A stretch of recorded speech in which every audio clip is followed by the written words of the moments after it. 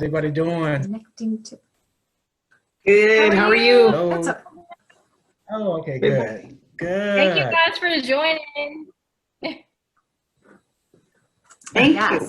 So thank you all. Thank you all for joining. So it's 7 o'clock, and you know what that means? It's Thursday night. So we're coming at you with words of wisdom. We started this a few weeks ago when the pandemic started, and we decided that the pandemic will end, but we know that mental health awareness will continue forever and ever. And so we vow to come back to you week after week with more interesting topics to help you today, tomorrow, and the day after that, because we all can use a little bit of wisdom. Wisdom really comes about later in life for most people, and it means that you've fully lived a life with integrity that you're proud of and you're not in despair. And along the way, some of the biggest things that people complain about is that they have despair or regrets or things that they've left unsaid or left undone. And sometimes at the root of that is being unable to forgive. And so tonight we're coming to you with faith and forgiveness. And let me go ahead and introduce our panelists. We have Tamra Simmons, who is the CEO of the TSB agency. She is award-winning executive producer of Surviving R. Kelly. We also have Shatana Nelson, celebrity publicist, certified transformative mediator, and Yellow Rose of Texas recipient. I'm Louisa Eiler. I'm a TEDx speaker. I'm a professor. I'm a Gold Key Scholastic writer, and I'm a social worker, licensed therapist, and a transformation expert. Tonight, we are honored to have special guest panelist, Mandel Frazier. And Mandel is an actor, producer, TV talk show host, on-air radio personality. He's a hopeless optimist, an activist, and he's family-oriented. We also have Dr. Rhonda Travitt, licensed Christian counselor, personal development coach, the host of Welcome to Straight Up No Chaser and Transformation of a Nation, which is so timely and so needed. So welcome, Dr. Travitt.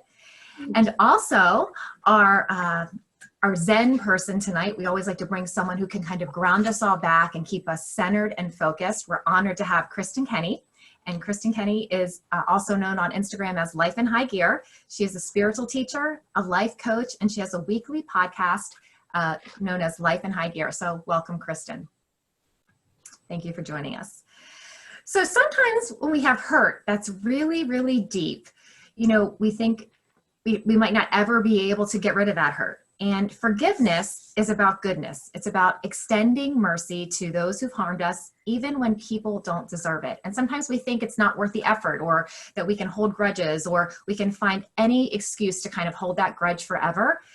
And so what you really have to do is take a little bit of time and think about the effort, and you have to figure out how working on forgiveness can help you increase your self-esteem, which people don't realize, because when you have to hold a grudge, you have to remember that the other person wronged you. And that takes a lot of effort over the years, because if you really put the work in, it's sometimes just much easier to forget. And so I really want to kind of just start it off and kick it over to Shatana and really say, you know, what does it mean to have faith? Woo, you know, that's my thing right there.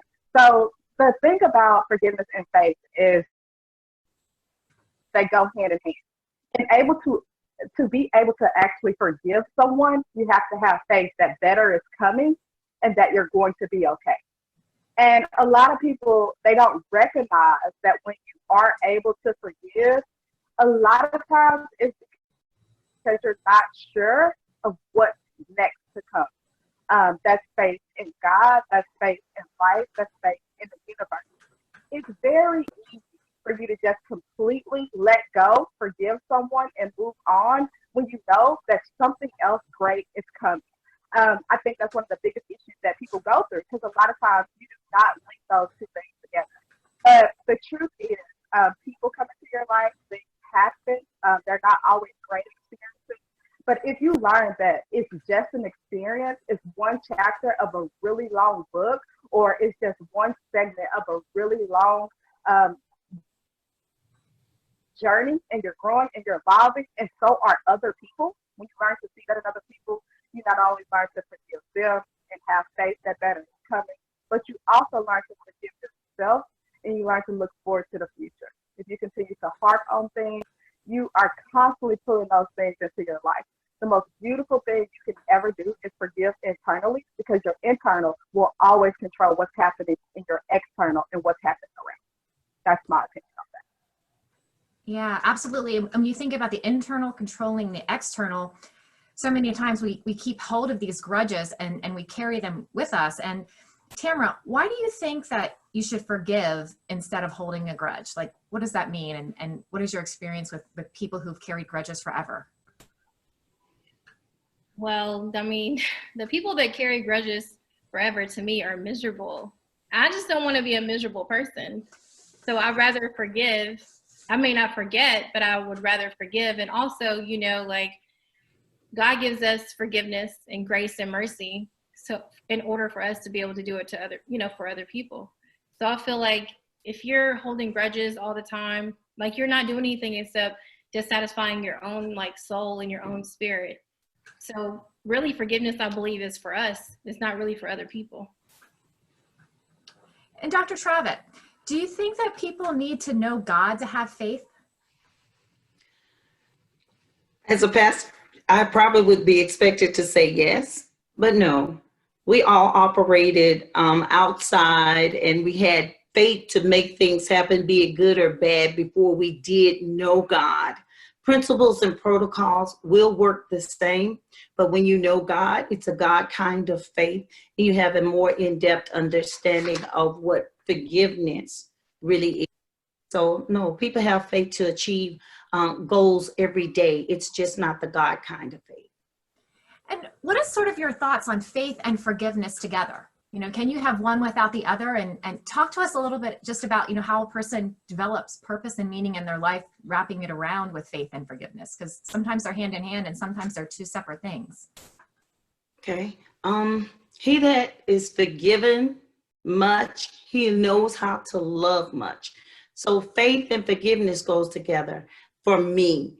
I think that in order for me to have faith to forgive you, I have to understand what God did for me and the love, what happened what did God do for me? It makes me more quick to forgive somebody else. And knowing that faith is also, it's not always so noble. It's the fact that if I don't forgive you, then I can't be forgiven either. And I have to forgive because there's things I'm going to mess up. I'm going to make mistakes and I want to be better. And so faith has to be, and forgiveness has to be intentional. I don't think you just say, oh, today I woke up and I forgave somebody. But forgiveness does not also mean that you have to allow that person back access to you.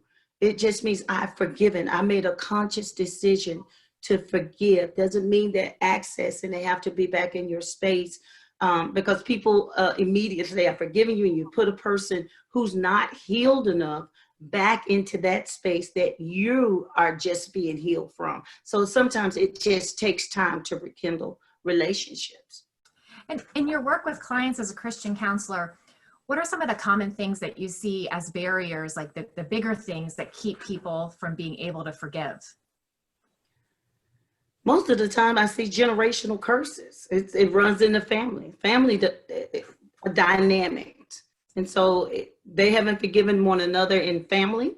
Mothers don't talk, sisters, daughters, cousins, they're not speaking. So it's the dysfunctional becomes a norm to people to hold grudges and offenses. So one of the things, that's a big barrier. What your environment, where did you come from? Did mom always hold a grudge? Did grandma hold a grudge? Yes, grandma held a grudge a lot around my house. So there was things you have to learn and release people as you go. And in your relationship with Christ, you will learn to forgive because you understand the principles about forgiving and loving. Yeah, and so almost sometimes it can become generational. Like sometimes you're carrying the grudges of other people that have been passed down to you, and it's not even your cross to bear, that it just stays with you. Yes, exactly. Do you see that in relationships too? Like, if one partner in a relationship holds a grudge against someone and then, they talk, maybe openly about something that someone else did to them, and then the grudge gets passed on to another person? Definitely. In any relationship, spousal or girlfriends, friends, they often take on grudges and you don't even know the person. So I feel like those type of things is contagious almost. Just what you hear, what you allow to get into your vessel, into your spirit, it can become generational. It can become contagious. And that's why you have to be solid in your relationship, in your faith, in your belief system, so that you don't own somebody else's stuff. It has to be your own experience. I admire people that are strong, that just, you know, just because we're friends and you don't like this person, that's not my impression of them. So you have to be very intentional to have your own mind and your own relationship with God, so that you know how, and, you know, just don't own everybody's stuff. That's really I dealt important. with that this week, big time, Louise, if Say that again. you don't mind. I dealt with that. I was saying I dealt with that a lot this week. What Dr. Rhonda was saying, like in a workplace, you find it in a workplace too. Like when people have friends, a lot of times they take up the burden of the friend. They don't know really what's going on between that friend and management.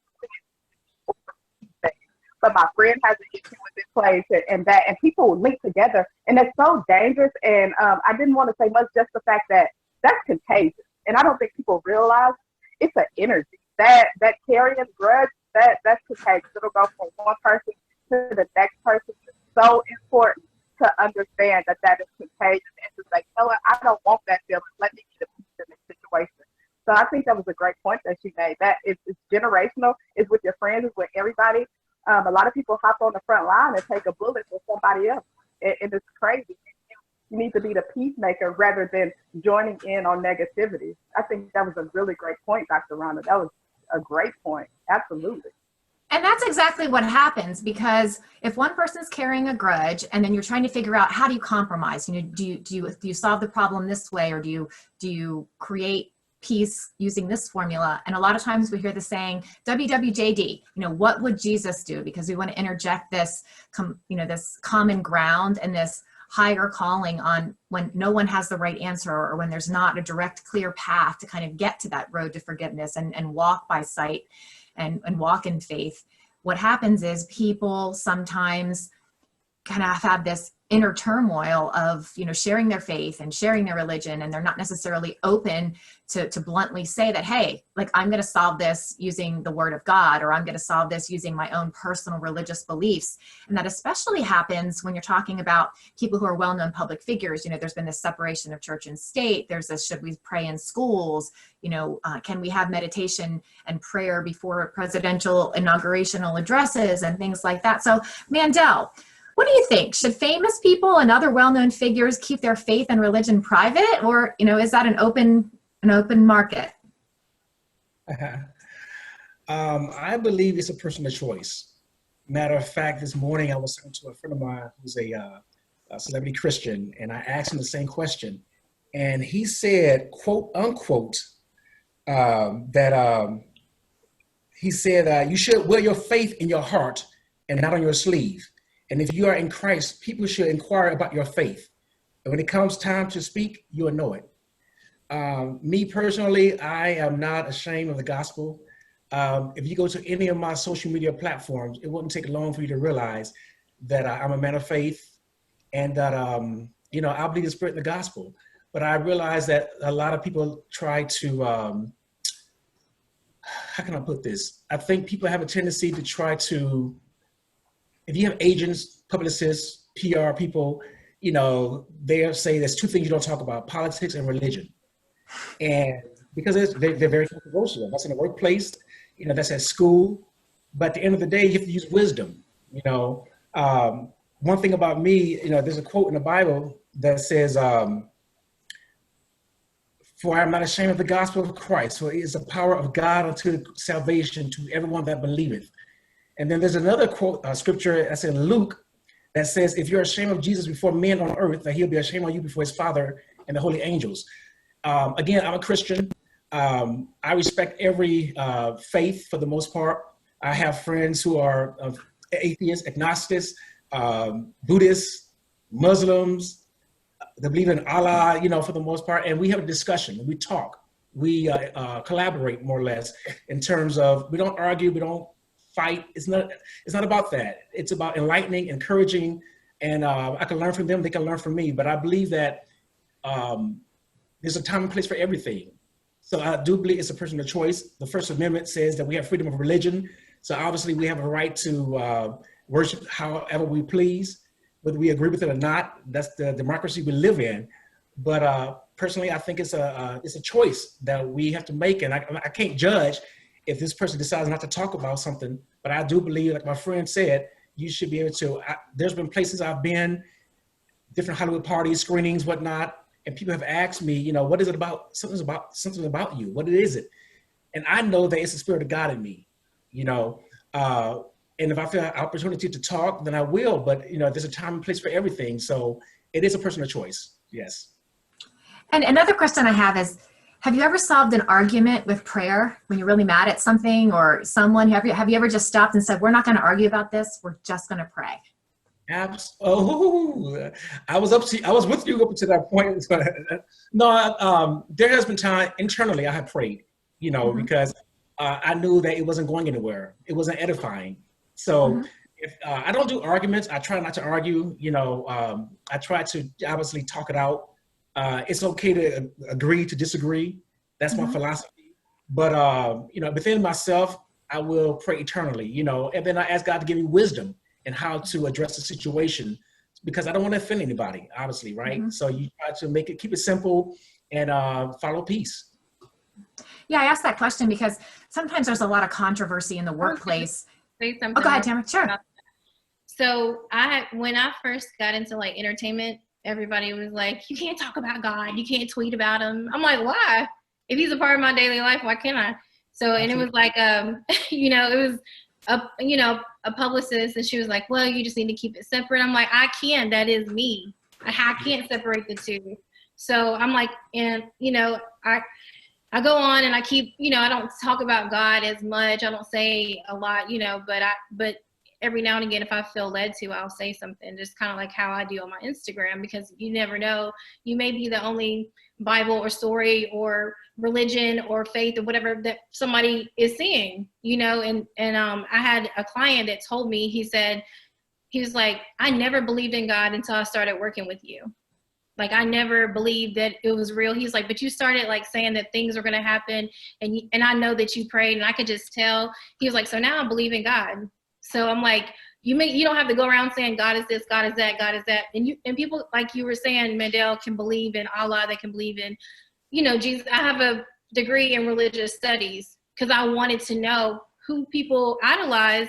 How can we communicate with one another? So I can communicate with a non-believer. I can communicate with a believer of a different faith than myself, because I understand and I respect their religion and I respect, you know, their faith.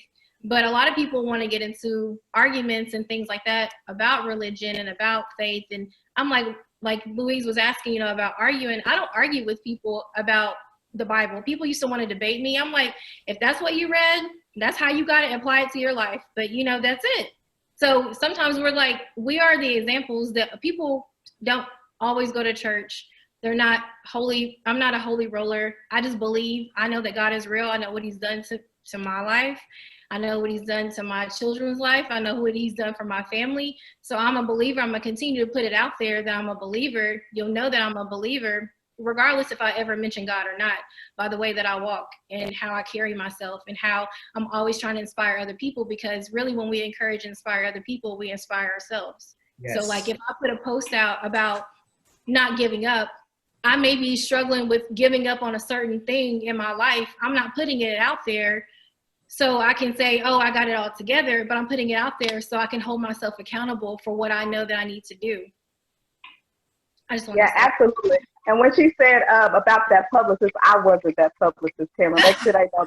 Yeah, that was like when I first got into entertainment. I'm not that publicist. Like, you know, God is God. I'll never waver from that. Yeah. So I was a publicist. Sometimes I'll ask Shatana, what should I post? She's like, I don't know. Just post whatever you want to post.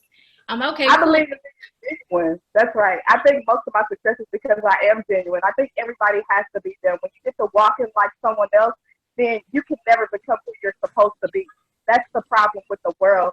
I am that publicist. I think that's why I have so much success. I think that's why I get to work with the best people in the country, because people be like, listen, Shatana's going to be okay with you being you. Of course I'm going to say, well, be careful with this and be careful with that. But if it's not hurting anyone else and it's grounded within you, if that's something that made you who you were, you definitely better stand on that, because if you get to standing on ground that's not stable and that you don't know anything about, you lose your foundation. In the process of losing your foundation, you lose your influence, you lose everything that you are. So if God is something you stand on, great. I'm never upset if people don't stand on God. I know that God is such an interesting, complex person that some people don't find him at 10, some of them find him at 80, and their journey is what's going to change the next person that needs to find him at 80.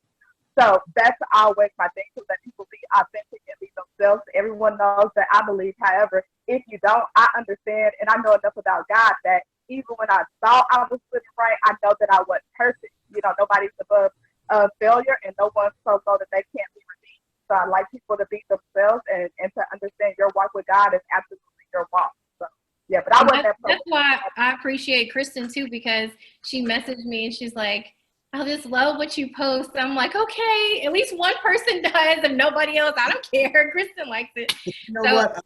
I'm sorry, but I realize when it comes to like social media, when it comes to posting, I post what's on my heart. There's many times I post something that it was inspiring to me, it motivated me, it encouraged me, and I figure if it encouraged me, it could have possibly encouraged somebody else. And lo and behold, I get a text, an email, an inbox saying, "Oh my gosh, you don't know how much your post blessed me." And I was just doing it because I read it this morning, I read it in the afternoon, God put it in my heart, and I posted it. But at the end of the day, you know, I realized that it's like a social media ministry, you know, if you will. You know, I try to be, like Louisa said earlier, I am I guess a hopeless optimist. You know, I like to look at the good in people for the most part. But obviously, you know, in the world we live in, with racial injustice, with the pandemic going on, layoffs, domestic violence, child abuse, so much going on in this world, I'm not going to ignore that, but I'm not going to focus on that. You know, I'm the kind of person that look at the glass as half full. So at the end of the day, if I can post something that encourage somebody, because at the end of, I don't know what somebody's going through, right? Yeah. We don't know what people are going through until they tell you. And then when they tell you, you're like, oh my gosh, God, you knew what that person needed to hear at the time I posted it. So that's my little take on social media ministry. I think that is extremely important to recognize, that at any given moment, you really have to be mindful that every person has their own struggle, their own journey. And when I was in corporate America, and I still do corporate work, when I'm in these big board meetings, when there's lots of dollars on the table, I take it back to the many years that I worked for the Sisters of Mercy Health Plan, where before every meeting, we would actually pray in the workplace.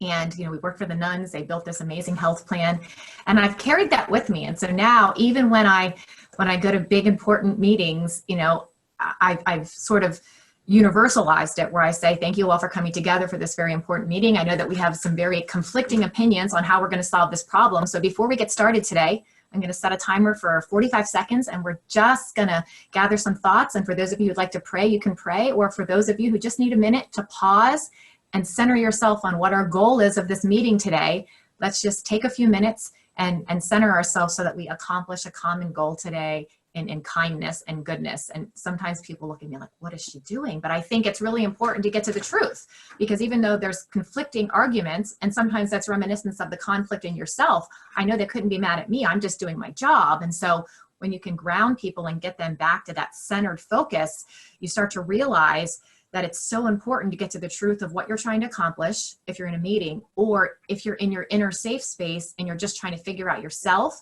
You have to really figure out how to discover the truth of who you really are.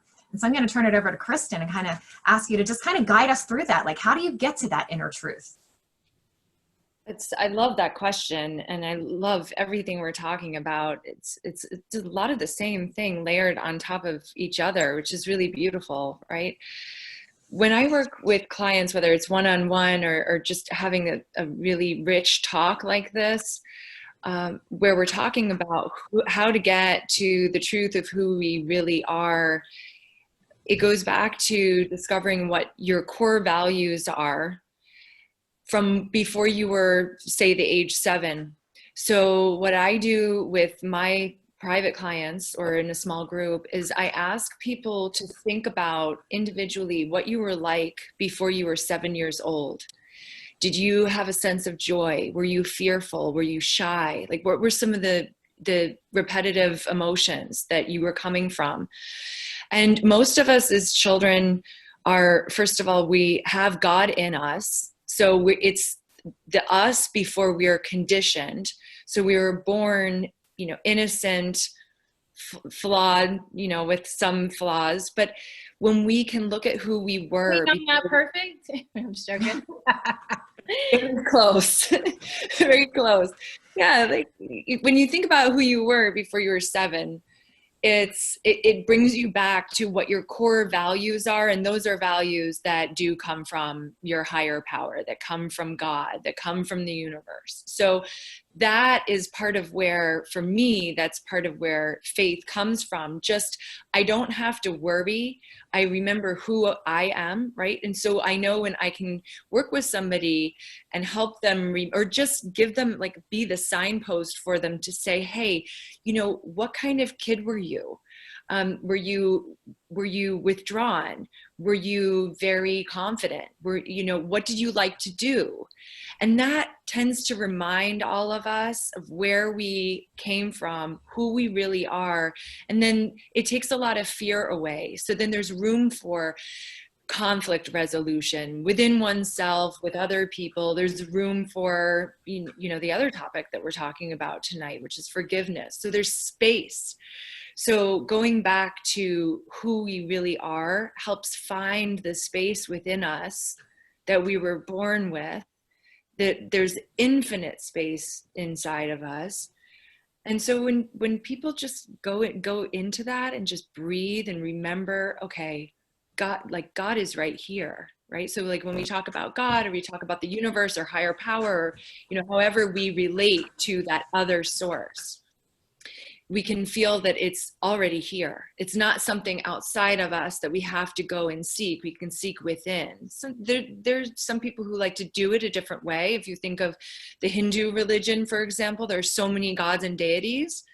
I know my children have a lot of questions about that, and I explain to them there's all these little gods and deities, but they're just different paths into the same thing. It's just God, right? So sometimes with religion, people can get hung up on like this name and that name, but it's really what we know, what we come from when we're so unconditioned. Yeah, that's a beautiful, beautiful way to look at it. And I love taking it back to like the eyes of a child. Dr. Travis, did you have something you wanted to add? You look like you're going to say something. No, I was going to say, I think with so much going on, when you do have a day, I did a live and I just said, it's okay to have this day that, if you don't feel like you're having a lot of faith that day, then somebody has to say, you don't feel the same way every day. Mm-hmm. So you have to be real enough to say, come together and be okay, because somebody was saying, I felt like I wasn't saved. I had just lost my faith. No, it's a process. You're not going to feel on every day. Struggle. It's a process. Yeah. And people think you want to lose your religion sometimes. So you have to keep that faith. Like, you know what? If I didn't know Jesus, I know he saved you today. I know he's real. Because we're not perfect people either. Woo, I think that's what happens. Started on that, Tamra. You already know, honey. I know you think I'm perfect, Shatana, but I'm here to tell you I'm not. Okay. Well, I think what happened. Perfect. Like, me on the other hand, it's like good twin, bad twin. Tamra's like, you know what, Shatana? Listen. Hey, baby. I'm like, hold on, wait, sit down, let's talk to you, because that ain't the way it's supposed to go down. Come here. She's like, but wait, let's hear about. I'm like, are we hearing about? Really? We okay? Because for me, but I had to learn that so many times people are just in different spaces, and I had to think back to there were times where people definitely could have read me or been like, Shatana, you're not it. But I have a little bit of tolerance, child.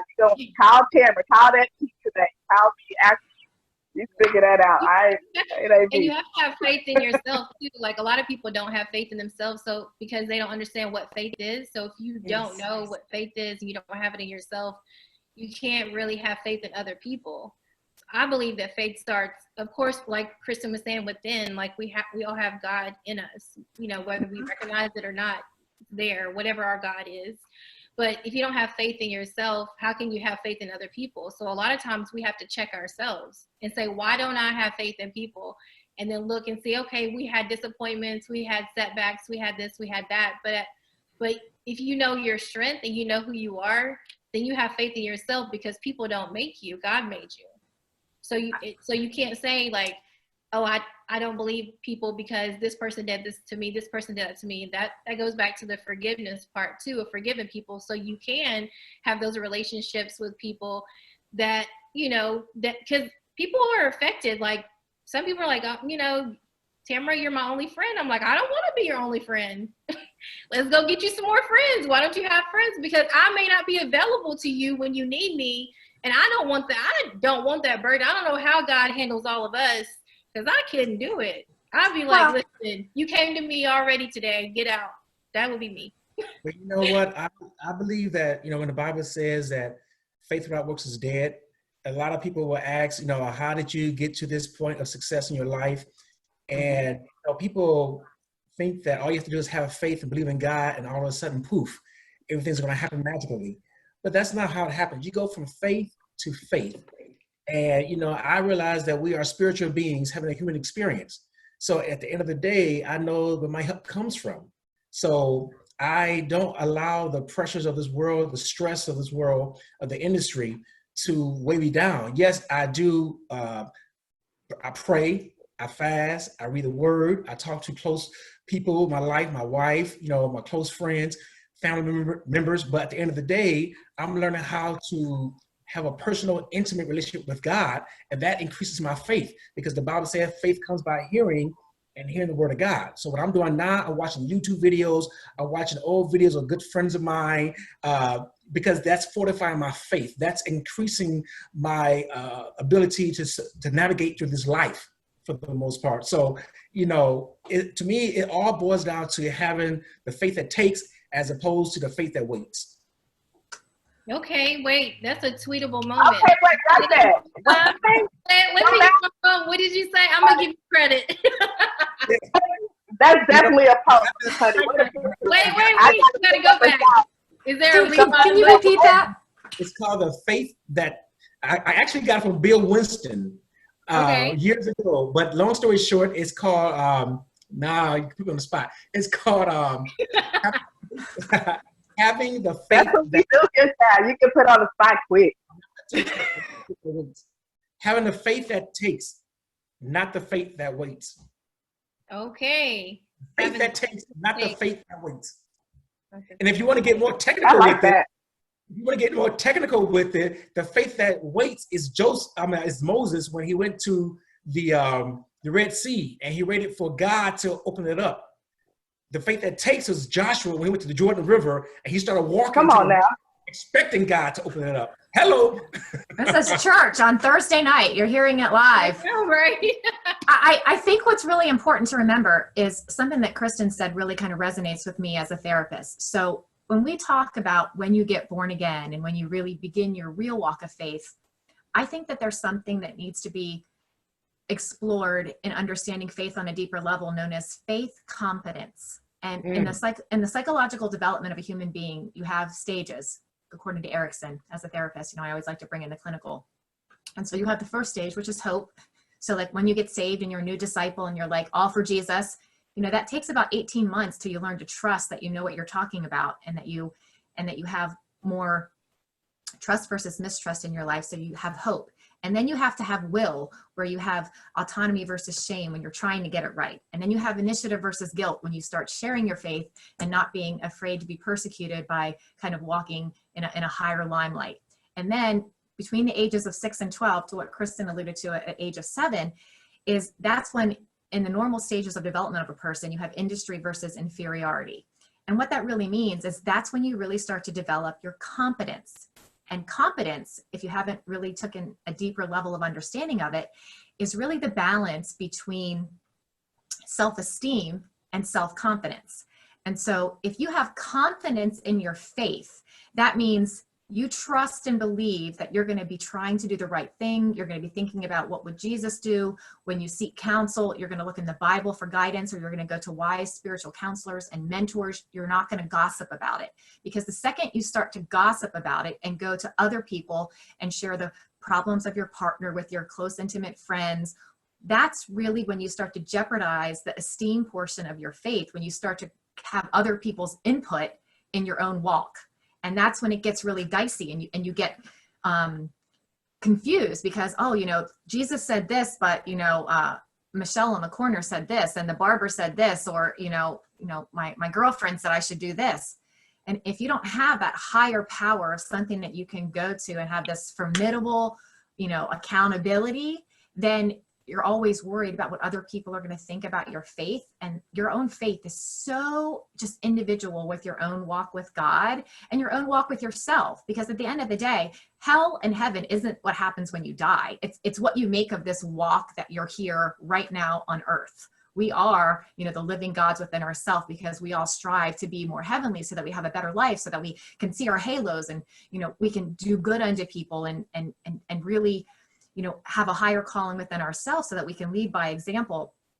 And I think when we start to do that, then forgiveness becomes the obvious choice, and it really takes on a whole nother level. And I think that sometimes in the world, especially when you're in Hollywood and in front of people, pride and power seem to somehow overtake our ability to forgive, because not only do we hold grudges, we think that, we need to hold on to something because it keeps us in power. And Mandel, what do you think about that? How are pride and power related to forgiveness? Ooh, well, I'm glad you asked me that. I had to, when I got the itinerary, I had to put bullet points. I have the gift of gab, so I have a tendency to stray away. So long story short, I would say that forgiveness has incredible power. Okay, I think that if you, like me, for instance, I like to use myself, my own examples, personal testimonies. I had a friend of mine years ago, before I moved to California. I was working in the Midwest, and a friend of mine had reached out to me because he had an emergency. It was in the middle of the night. Long story short, he called me and said, "Hey, I want to know if I can borrow some money. I have an emergency. I have to go out of town." And I was not in a position to really let him borrow. I had the money, but I wasn't in a position to let him borrow the money. So I let him know, say, "Listen, I know it's an emergency, but I need the money back as soon as I can." I didn't tell him when. He was the one who told me, "Hey, I'll give it to you on my next check." I said, "Great, no big deal." So I got up in the middle of the night, drove around for like 30, 45 minutes looking for the Western Union and, wired him some money. And of course, long story short, a week goes by, didn't hear anything. A month goes by, didn't hear anything. A year goes by, years go by, didn't hear anything. So during this time, I'm calling after a week.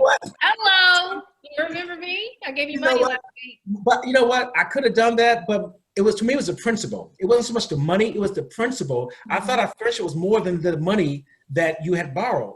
So I thought about different ways I could handle it. I thought about driving down there. He lived several states over, so I was thought about going there with a baseball bat.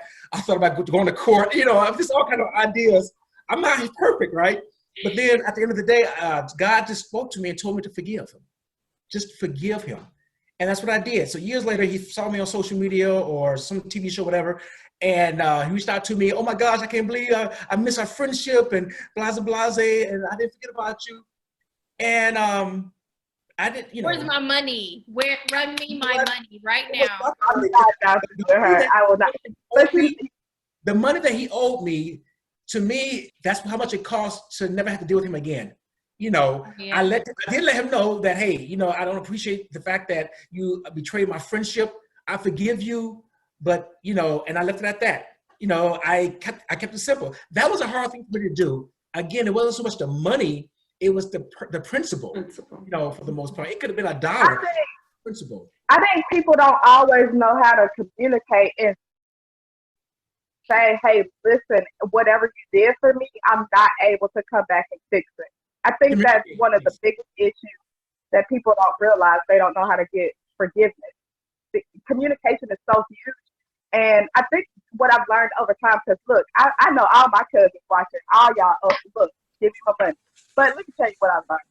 The truth is, everybody, they're not like us. Everybody don't know, okay, everybody's not at this growth point. Everybody can't call and say, I know you gave me that money, but now I'm in a hard bind and I don't know how to call you and tell you that. And sometimes people just go from bad to worse. And picking up a telephone isn't the option when you're not even getting out of bed in the morning. I think the way we can all learn to forgive and let go is being understanding. Everybody has been at a point in your life where you could come through or you disappointed someone. And if not, you're going to, because that's life. I think what I've learned is no matter who's in your life, whether they're your friends or significant other, even your children, you're going to disappoint each other, because that's what listening. You have to learn to know the difference between a character flaw and someone who just made a mistake. Because the truth is, our traumas can sometimes control us. There are so many things that I've been through at a young age that at one point they were a reflection of every friendship and relationship that I had. And the truth was, they could have been perfect and it still wasn't going to work because I was messed up. The moment I started looking at myself in the mirror and I got rid of those traumas myself, then it made me be able to see other people as human. And I thought about the times my mama didn't gave me money as an adult, and I ain't paid my mama back because I ain't had it. My mama didn't get mad at me. My mama still loves me. You understand what I'm saying? When I began to understand that, I started doing things like, when I give people money, people tell you, I'd be like, don't give it back. I'm going to give you what I can give you that I have to spare you, keep it. Because that same situation will blow up, and that's a person of value that's in your life. If you can't learn anything else in life, understand everybody you ever meet that you get close enough to will disappoint you, and you are going to disappoint them. Be brave enough to communicate through it. Be brave enough to hold them accountable without cutting them off, and understand a mistake is not someone's character. When you meet and you begin to let people in your life know their character, I know my best friend is a friend. I've had people come back and say, your best friend was talking about you. I said, yeah, she earned it. All them late nights she talked to me on the telephone. All the time she came and got me. All the time she put gas in my car. She was talking about me. I know you may have heard that, but I know her intent. I know who she is as a person. And because she's my friend, what you're trying to turn into bad, that's my friend. You know, them just love me. And I think that's really, really important to understand. I get what he says. Some people you do cut off. But be brave enough to look in the mirror and understand that you're flawed. And if you haven't disappointed in that capacity, you will. And treat people the same way you want them to treat you. Because forgiveness and faith, they're all rooted in the same thing, compassion and love, right? We don't even, everybody, that's all of our language. Everybody's language is love. If you move in love, you can be an atheist, you can be a Buddhist, you can be a Christian. When you learn to move based off love, you not only impact your life, but that person who couldn't tell you that they didn't have the money, they're going to remember that. And when someone crosses them, they're going to remember you. And just by that kind action, you have changed people's lives, and it's spread all across the world. You don't even know. Well, I'm not gonna let people borrow money just to forgive them. I'm not that business. I didn't finish. We're gonna work on it, Tamra. We're gonna work on it. We got it. We're gonna work on it. We're gonna do some more meditations. I got you. We're gonna be all right. You can't handle your forgiveness. I'm saying there's people that are listening that has borrowed money from people that haven't paid it back. I'm sure we're stepping on their toes, right? And there's people. Well, Joyce Meyer, she said it best. She said, when you forgive, you do yourself a favor. So, you know, at the end of the day, you don't have to feel forgiven to forgive someone. There's many times I didn't want to forgive, but I did it because it was the right thing to do.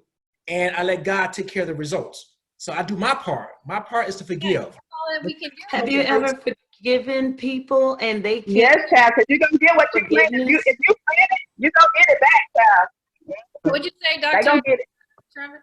I was saying there are times that you actually forgive people and they can't handle your forgiveness. Woo! Yeah. They're dysfunction. So what is that called? Okay. What is that called when that happens? I think there's a bitter root. I think it's also generational because they haven't had genuine forgiveness, nor have they had their own personal mirror experience. So they haven't forgiven themselves. So they hold themselves and they hold everything else and they process from that place that, hey, I don't think you've really forgiven me. And so they're in bondage even after you have genuinely forgiven them. They don't feel deserving. That's self-esteem. A lot of Deserving. people don't feel Yeah, because like they deserve to be forgiven. And as long as they feel like that, you can't fix that.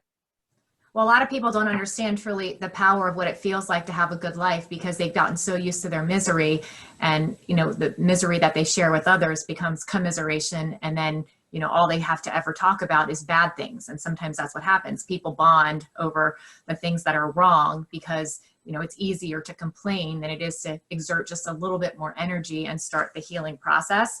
And one of the things that's so important to understand is that every study that's ever been done on forgiveness and the power of holding grudges and being able to let them go has shown that forgiving produces so strong psychological benefits for the one who actually does the forgiving.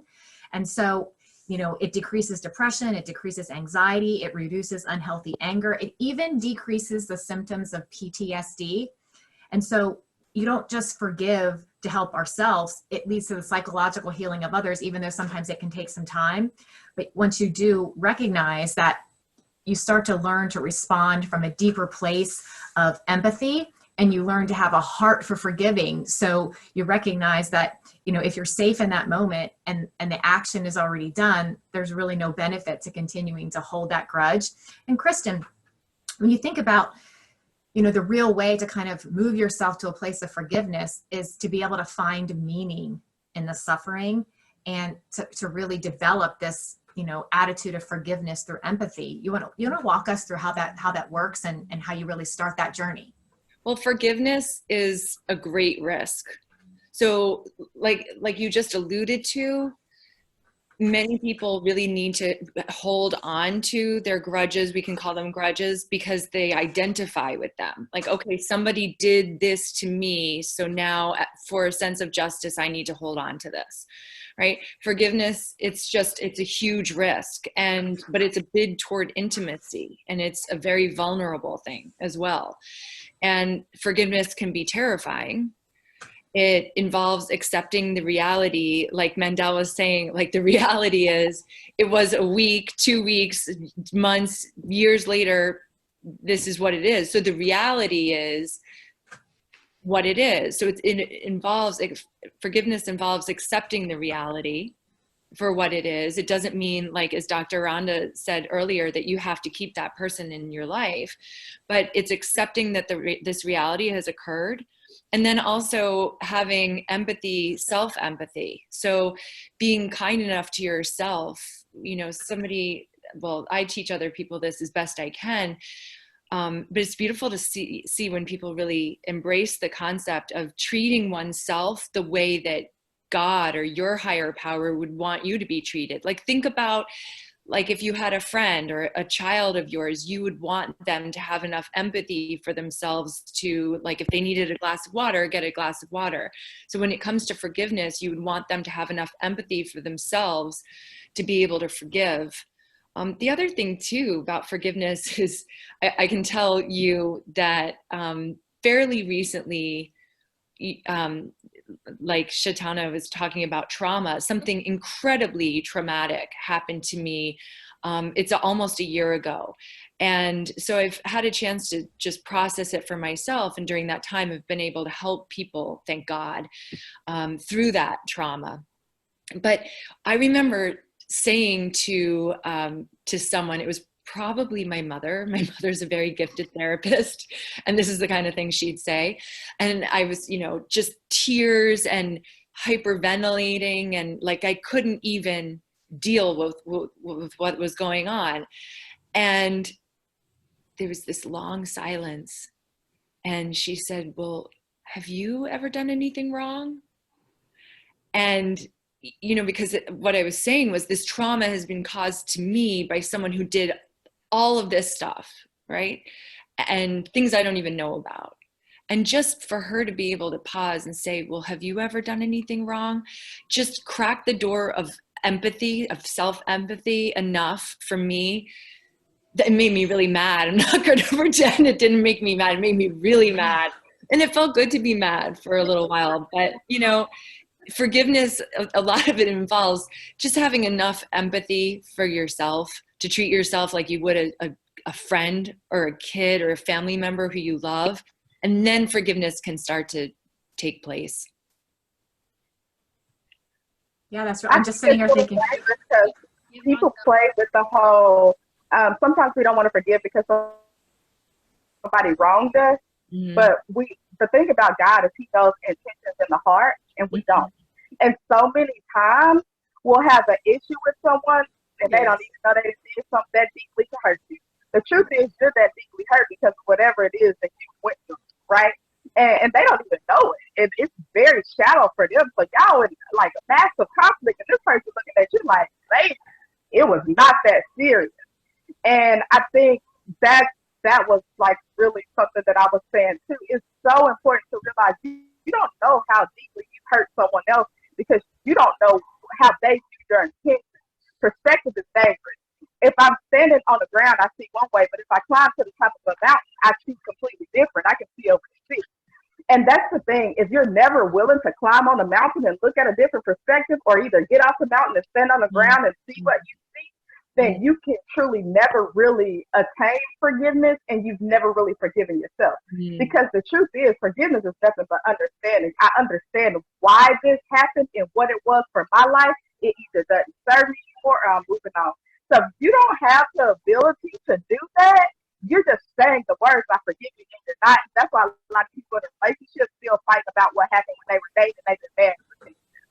And that's the same reason that it's a lot of friends that had a fallout in high school and they carry over to that first year of college, and then it blow up. I'm saying in churches why a lot of people feel bad at their pastor. Honey. Listen, like that, you were supposed to forgive that, remember? Because when you really forgive something, you're not keeping no tally marks anymore, especially if you keep those people in your life. That's the hardest thing that I ever did. The hardest thing I ever had to do didn't have anything to do with anyone else. The hardest thing I ever had to do was look in the mirror and say, I have some type of responsibility in every relationship and friendship that has ever went bad. That's hard, because forgiving yourself is actually the hardest thing that you have to do. They tell you it's forgiving somebody else's wrong. But the truth is, when you have to look at you, it's hard to look at you. It's hard to communicate with you. It's hard to say, you had some blame in that. You know, with Kristen, she was talking about trauma. Then that done, I went through a lot of stuff. Everybody knows my story. Every time somebody would bring up something and defend some guy maybe rape somebody, I hated them. I was blocking them. They weren't my friends no more because I've been a victim of that. How dare you? But the truth was, I wasn't looking at the fact that I was just telling everybody I was healed. And the counseling session didn't work, and all that church hadn't worked, and crying to my friend hadn't worked. The truth was, I just learned how to cover it up real quick and keep balance. The moment I dealt with that, I can have those conversations with people, not arguments, true conversations. So the truth is, in order to have faith, in order to forgive, in order to have all of those things, if you fix a relationship with yourself, you'll never have to worry about fixing a relationship with anyone else because it will flow. Mandel, did you want to add something? It's a one-time event. It's a process to me. Over and over. So one just said, okay, I forgive you. That's a process, especially if it's in there a while. You can say it in your head, but until it resonates in your heart, that's when it's real. And like you said about the understanding and going introspectively, hearing yourself, thinking about that. My mind really wants to forgive you, but the scar has been there so long. So it's a process of my mind being renewed and acknowledging and really going back and replaying it from a different perspective, because we often replay our hurts from that same record, you know, until we look at it from a broader spectrum. I don't think you can truly forgive until we give two verdicts. There's two sides, and often we only hear our side. Mandel, you want to add something? I can see you're shaking your head. Because I was writing some things down regarding forgiving, and one of the things I came across was the spirit of unforgiveness and bitterness toward those who have hurt us is poison to our soul and destroys any chance for a life of peace and happiness. A lot of times, like you said, we can forgive somebody, or we can be mad at somebody. They might not know or don't care. They're going on with their lives, and we holding this bitterness for months, years, decades, for the most part. And I would like to say this much as well. Forgiveness is for our own growth and happiness. When we hold on to hurt, pain, resentment, and anger, it harms us far more than it harms the offender. Forgiveness frees us to live in the present, Forgiveness allows us to move on without anger or contempt or seeking revenge. So I think true healing comes from releasing the anger, the resentment, the frustration, the chaos, the confusion, and giving it to God. You don't condone it. You're not saying it's okay. You're just saying that, you know what, I forgive you. I give it to God. I'm going to let him take care of it. I have to move on with my life because I have to fulfill my purpose and my destiny in this life. Keep it simple. Go from there. Yeah, I agree. Forgiveness does not require reconnection. I'm like, look at that. Like, I'm like, I think there. Connection. I got the gift of goodbye, honey. I can say goodbye and be just fine. Goodbye. Yes. I hope. Gift of goodbye. Like, true story. Shatana tried to tell me last week, didn't you, Shatana? I think there's something that's called forgivingly fit. I think there's something we have to learn that's called how to be forgivingly fit. Sort of like just like you would do exercises. You know, if you want to get stronger, you go to the gym and slowly you increase your weights and you become stronger in terms of, you know, muscular strength. But I think just like being able to walk in faith and to learn more about Jesus or to learn more about whatever you believe in, I think you become forgivingly fit. The harder you work at it, the stronger you become and the stronger your faith becomes. And I think then that faith transcends itself into love. And then you seek to have a better understanding of the relationship between love and forgiveness. And Dr. Trava, can you speak to that? You know, really, what is the relationship between love and forgiveness? And as you're moving towards that, what are the steps? Like, how do we get there? Love and forgiveness, they go hand in hand because he that loveth not, he doesn't know God. And you have to begin to just go inwardly. Faith and forgiveness. Faith and forgiveness. How can I forgive if I don't forgive myself? First of all, I have to forgive me in order to forgive you. I can have real good intentions, but if I'm still holding myself into all kinds of back and my past is more dominant, the voices in my past mistakes and my errors, then I truly can't forgive you until I forgive me because I don't know. It sounds good, but it's a concept and it's a road. So I believe that when you learn to love you, then you can learn to forgive other people. Amen. Yes. Yeah, that's some powerful stuff. Yeah. So as you can see, I said, you know, when God looks at you, he's not staring at your sin. God literally forgets about our failures when we repent and never holds them against us again.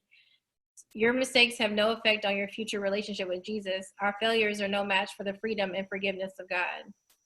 And that to me is like, God forgives us. Forgiveness isn't easy, but with Jesus, it's possible. If you want to grow in this life, you want to accomplish great things, you want to get somewhere, you want to make an impact, I dare you to work on forgiveness.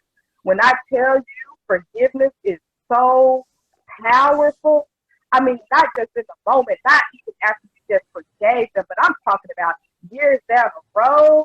Forgiveness will change your entire life. Because when it's kind of like when you learn to do something. When you learn how to do it one time, when you've been hurt deeply enough, you have to forgive somebody. That stuff start rolling off. You be like, you know what? Let me meditate. Okay, hold on. Let me pray. Read this. All right, I already know how to do this. I already had to do this before. I know what the action looks like to get to a healthy place. Because a lot of times we don't realize that's toxic. Forgiveness will kill you. Unforgiveness will kill you. Bitterness will kill you. That kind of hurt will affect areas of your life, and you don't even know why you gained 300 pounds during quarantine. It's because you ain't even, it don't have anything to do with the good food in the refrigerator. You eat to get through some problems. I dare you to be brave enough to send love and light. I had to start doing things like I would literally get on my knees and I say, Lord, bless them. Bless those that curse you. That's what the Bible says. What I've learned, though, when you send something that they're unfit, I promise God will bless you. Never for your trouble. He will send it right back. He will send it right back to you. The thing about life that I had to learn from someone who deeply, deeply hurt me was when you plant something, it's got to grow. So that means if someone plants an ugly seed and they do something to you, just hold on, wait a minute. You worried about karma. Don't even worry about that. Because, boy, things like that grow, it'll grow in their life. And when God reaches out and touches someone, or or the universe or whatever you call it, you find yourself praying for the same people you once could forgive. Like, my God, they going through it. Let me pray for them. So I think you just got to get to a healthy place. And a healthy place is having faith that it's going to get better. And that's why you're able to forgive, because you're not the best person that I'm ever going to be with. You're not the best friend that I could ever have. This isn't the best job that I could ever have. Because if it had to go, it had to go. It wasn't for my destiny. It wasn't for my future. But it's a better job. It's a better friend. It's a better man. It's a better, my destiny has to be better than my past. God said so. So it's fine. I can let this go because my faith tells me that it's better down the road. I forgive you. I'm moving on. And on top of that, have fun with those seeds you just planted. And Yeah. also, So I a lot would of those add, things we just get all because kinds you forgive-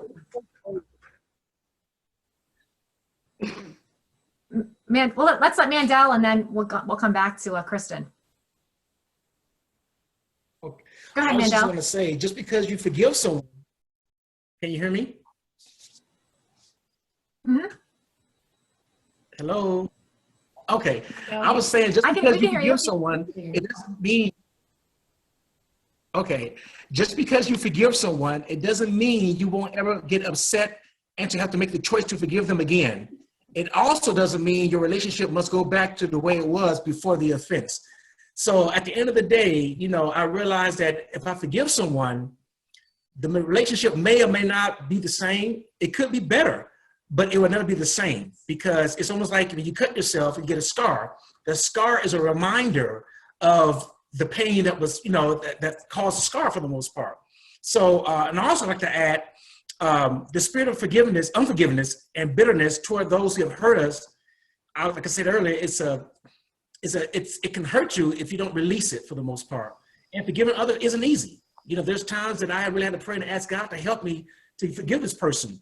But the rewards of doing so far outweighs the challenge of letting your desire get even. Because a lot of times, if they're not aware, my wife said it best. I asked her a question about forgiveness, and she said it depends on the history of the relationship and the intent. Was it deliberate? Was it intentional? Was it indirect? Was it directly related? For the most part, I'd say that it depends on the individual. If it's somebody you just met for the first time, you may not take too much of offense to it. But if it's somebody who's been in your life, from childhood, a family member, you take it more personal. So it depends on the situation. And then communication, that's to me, communication kills assumption. And that's what I probably should have done, but as I get older, I get more mature, you learn from your mistakes, so you don't have to repeat them. So I would like to say that forgiveness is key to living a successful life, because you don't hold that stress and tension and ulcers and things that can lead to strokes and heart attacks because of unforgiveness. Yeah. Well put. Kristen, I think you wanted to add something? Yeah. Yeah, I love what you were just talking about there about, was the wrong intentional? Was their intent, to hurt somebody? But even a lot of the time, somebody who does us wrong, it has nothing to do with us. It has nothing to do with us personally. It's just something that happened. And the other thing about it is that if, we're talking about faith. And so if God, if our higher power, if the universe loves us no matter what, and there's nothing that we can do that can't be forgiven, if we're loved all the time, no matter what, then, what do we need to do to offer just like a glimmer of that, a glimpse of that? One thing I know about 12-step programs, for example, is that sometimes people get into 12-step programs, no matter what their issues are. But by the time they get to the fourth or fifth step, the fourth and fifth steps in 12-step programs ask you to take, and this is a quote, a fearless and searching. So a searching and fearless moral inventory. And so going back to faith, going back to God, God knows exactly who we are. We're from God, right? So we're from the universe, and God we are flawed, right, Tamra? Like we're all flawed. And so when we do like a fear, I know I'm deeply flawed, but doing a fearless and moral searching inventory and then being able to forgive ourselves can just really, really help with being able to forgive also, if we're not afraid to do that. What I was saying about 12-step programs is my experience is a lot of people will stop right there at step 4. I don't want to look. Well, God already can see who you are. So if you know, I think that we have a lot of favor. I don't know. I'd love to hear what you all think about that. We can have a lot of favor. I feel like the universe just kind of smiles down when we're able to look at, well, you know, this is who I am with these flaws, and take that fearless, searching, honest, moral inventory of ourselves. A lot of the things people do to us have nothing to do with us at all. So that can, I think in my experience, that can help with forgiveness a lot. Yeah. Nothing to do with us. Yeah. Tamara, did you want to add anything? Yeah, I know people, like sometimes people project their problems or their issues onto other people. We do it. I've done it before too. And I'm like, okay, wait, I'm projecting. When I understood what I was doing, I'm like, it's not that person's responsibility to take on, whatever is going on with me. I think that people are doing the same thing to other people. We have to be careful when we're going through certain things, even like with this pandemic, we have anxiety, and some people don't know how, they're going to get their next meal or pay their bills or things like that. And we project fear onto like other people. We have to be careful of that and continue to have faith that God is going to be able to provide. He always said that, but sometimes we rely on our own 9-to-5s or individual jobs or, TV shows or whatever the case may be. And we rely on that. But at the end of the day, God is the ultimate source. So you shouldn't fear anything. So stop projecting fear, have faith in yourself, have faith in other people, and learn to forgive yourself and to forgive other people. That's all I wanted to say. Beautiful. Very beautiful. Well stated. Were there any, did you, Tamara, have any questions that came into your social media accounts while we were on? Did anybody have any questions that needed answered? Oh my God, Facebook is going crazy. Let me see, because They're kind of on Facebook, so me and Tamara's kind of talking on Facebook. Yeah, I'm talking to them at the same time. I just wanted to make sure that people are just saying exactly like, yeah, they're like, especially like Dr. Rhonda, they're like, yes, Dr. Rhonda, yes, Rhonda, yes, Louise. Like everybody's just saying yes. Yeah, Dr. Rhonda people here, honey. Hey, Dr. Rhonda people, I'm gonna have to come and visit y'all. Y'all here. That's what I'm talking about. That's support, child. Yeah. I like that.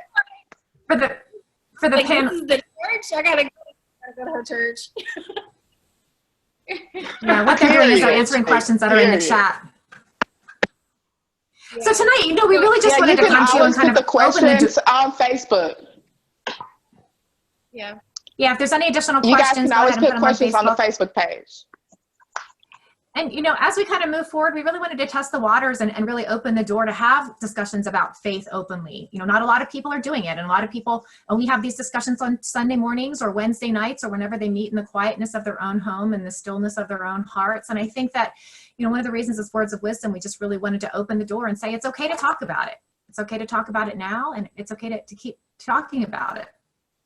And I just want to thank everyone for participating in sort of our efforts to have a new way to share information with people. Thank you to Dr. Rhonda. Thank you to Kristen. Thank you to Mandel. Thank you always to Shatana and Tamara for coming back week after week as we try to hone it in and figure out, how it is that we can best deliver information to people. We really encourage people to raise hands in the chat and ask questions and, message us through social media and Words of Wisdom Global what you'd like to hear about. And I think the underlying consistencies in tonight's discussion and other discussions we've had is that you really have to forgive yourself, and it starts with you. And I think that most of us tend to be harder on ourselves than we are on others, and we struggle to love ourselves. And if you're not feeling lovable because of actions you've taken, you may need to work on that self-forgiveness and offer yourself what you want to offer to others first, because as soon as you inherit your own sense of worth, then your actions thereafter are going to change. And when you act out of a place of love and you've forgiven yourself, you're more likely to be able to extend that to other people. Because in self-forgiveness, you honor yourself as a person, even if you're imperfect, just as Kristen spoke about. And if you've broken your own personal standards in a serious way, like Mandel talked about, you have serious danger of sliding into self-loathing, and when that happens, then just like we all talked about, you don't take good care of yourself. You might overeat or oversleep or do some other addictive form of habits that is really self-punishment. And you need to recognize this and move forward towards self-compassion, like Dr. Travis spoke about. And when you soften your heart towards God and towards yourself, and then when you've been able to self-forgive, you need to take it one step further. And what that means is if you're holding a grudge because someone wronged you, you have to have that brave communication to be able to actually ask someone to forgive you. And you have to be able to be prepared for the possibility that any other person might not be ready yet to take that same onus of forgiveness that you've taken. But when you learn over time to keep practicing patience and humility, sometimes a simple, sincere apology, free of any expectations or conditions, can go a long way, to moving towards forgiveness in the end. So if you're watching this call and you're saying, oh, I'm just not ready to forgive yet, and maybe you want to hold on to it a little bit because you need it, because it reminds you to stay in that place of watching yourself. Sometimes that everybody's journey looks different. Everybody's journey looks different. Be okay with your journey. Be okay with the journey, and just understand that, just that sincere apology from the beginning is the first step. That's going to go a long way towards your receiving forgiveness in the end and continuing your walk in faith. So we just wanted to come to you tonight and offer you a little bit of information about faith and forgiveness. You can find Dr. Rhonda Travitt on Instagram and Transformation of a Nation. Mandel Frazier is on LinkedIn and Instagram, and he's on IMDb. You can catch him on many, many publications around the world. And Kristen Kenny is Life in High Gear, and she has a fantastic coaching program that really walks you through it all from the very first step to, a lifetime of walking in peace. And Shatana Nelson is our celebrity publicist. So if you have a good word and you want to get it out there once you've forgiven yourself, find her at thefinesthourpr.com. And we just thank all of you for tuning in tonight to Faith and Forgiveness. And hopefully you'll join us again for another week. I think next week we're going to have passion and purpose. So thanks so much. This is Words of Wisdom. Thank you. Thank you. Thank you. I got a whole playground of little Jesuses, teaching me to spare the rod. I got a whole playground of little Jesuses, teaching me the love of God. I got a little Judas over there. He keeps pulling the little girl's hair and making little boys all fall down.